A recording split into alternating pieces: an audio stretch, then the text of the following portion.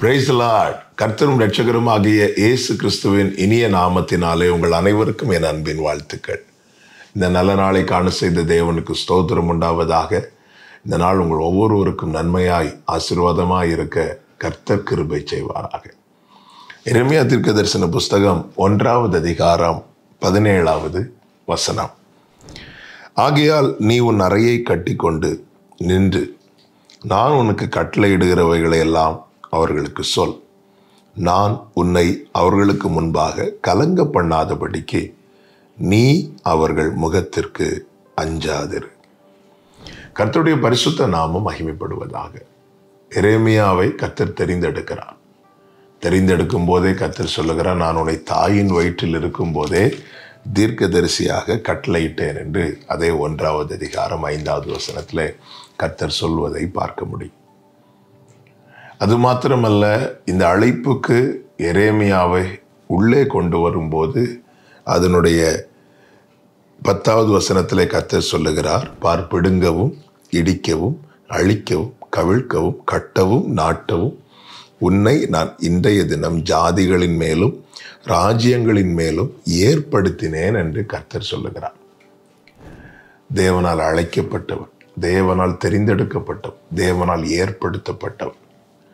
தேவன் நம்மை ஒரு காரியத்திற்காக நிர்ணயித்து ஏற்படுத்தும் போது அதற்கு எதிராய், அதற்கு தடையாய் அநேகர் எழும்புவது உண்டு.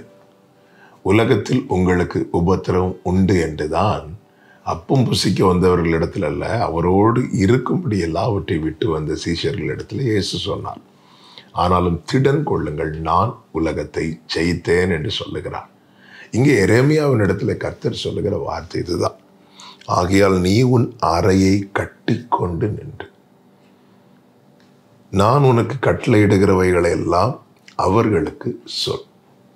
நான் உன்னை அவர்களுக்கு முன்பாக கலங்க பண்ணாதபடிக்கு நீ அவர்கள் முகத்திற்கு அஞ்சாதிரு. பிரியமான கர்த்தருடைய பிள்ளைகளே, நம்முடைய விசுவாச ஓட்டத்தில் அநேகர் நமக்கு எதிராய் எழும்பலாம். நமக்கு அனுகூலம் பண்ணுகிறவர்களை விட எதிராக எழும்புகிறவர்கள் பல நேரத்தில் அதிகமாய் நமக்கு தோன்றலாம். ஆனால் நாம் எதை குறித்து கலங்குகிறோம் என்கிறதை நாம் உணர வேண்டும். நம்முடைய பயம் எதை குறித்து? இந்த எரேமியா ஆரம்பத்தில் பயந்தது சொல்லுகிறான். அதனுடைய 6வது வசனத்தில், ஆண்டவரே நான் பேச அறியேன், சிறு பிள்ளையாக இருக்கிறேன். அவன் இப்படி பயப்படுகிறான். நான் ரொம்ப சின்ன பையனாச்சே, எனக்கு பேச தெரியாது. இதுதான் அவனுடைய பயமாக இருந்தது.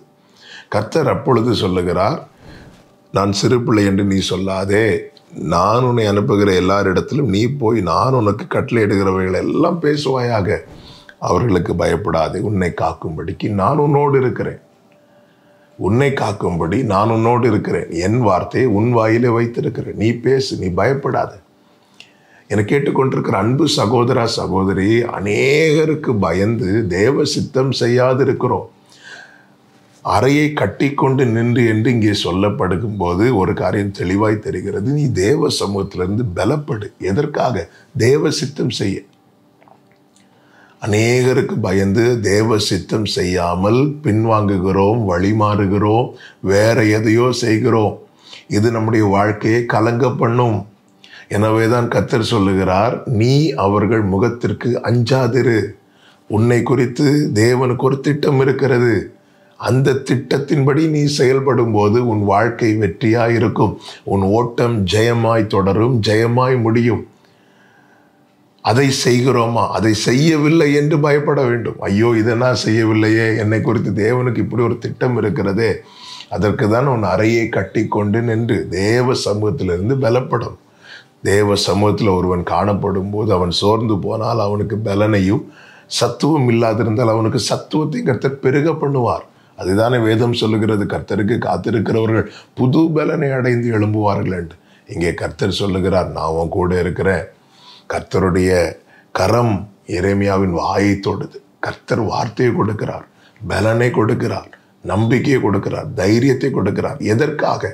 கர்த்தருடைய சித்தம் செய்வதற்காக. உலகமே எதிர்த்தாலும் தேவ சித்தத்தை விட்டு ஒரு தேவ பிள்ளை பின்வாங்காமல் நிற்கும் போது கர்த்தர் அவனுக்காக யுத்தம் பண்ணுவார். கர்த்தர் அவனோடு இருந்து பெரிய காரியங்களை செய்வார். அதுதான் இங்கே 19வது வசனத்திலே கர்த்தர் சொல்லுகிறார், அவர்கள் உனக்கு விரோதமாக யுத்தம் பண்ணுவார்கள், ஆனாலும் உன்னை மேற்கொள்ள மாட்டார்கள். உன்னை இரட்சிக்கும்படிக்கு நான் உன்னுடனே இருக்கிறேன் என்று கர்த்தர் சொல்லுகிறார். பிரியமான கர்த்தருடைய பிள்ளைகளை, தேவ சமூகத்தில் இருந்து பலப்படணும். எதற்காக? தேவன் சித்தம் செய்ய. மனிதர்களுக்கு பயந்து தேவ சித்தத்தை விட்டு விலகி போகாதபடிக்கு எச்சரிக்கையாயிருப்போம். சமூகத்திலிருந்து பலப்படுவோம். நம்மை குறித்த தேவ திட்டம் நிறைவேறும் போது நம்முடைய வாழ்க்கை மகிமையாயிருக்கும். கர்த்தர் உங்களை ஆசீர்வதிப்பாராக. நல்ல தகப்பனே, இரக்கமுள்ள தேவனே, இந்த நாளில் எங்களோடு பேசி உணர்த்தின கிருபைகளுக்காய் நன்றி. அநேகருக்கு அஞ்சி சித்தத்துக்குட்படாதபடிக்கு விலகி நிற்கிற இந்த அனுபவத்தை எங்களுக்கு மன்னிப்பீராக ஆண்டவரே. எங்களை குறித்த உம்முடைய திட்டம் பெரியது. தாயின் கருவில் இருக்கும் போதே தெரிந்தெடுத்தீர். இதை புரிந்தவர்களாய் உம்முடைய சித்தத்துக்குட்பட பலப்பட்டு நின்று உம்முடைய சித்தம் செய்ய எங்களுக்கு கிருபை தாரும். இயேசுவின் நாமத்தில் பிதாவே, ஆமென்.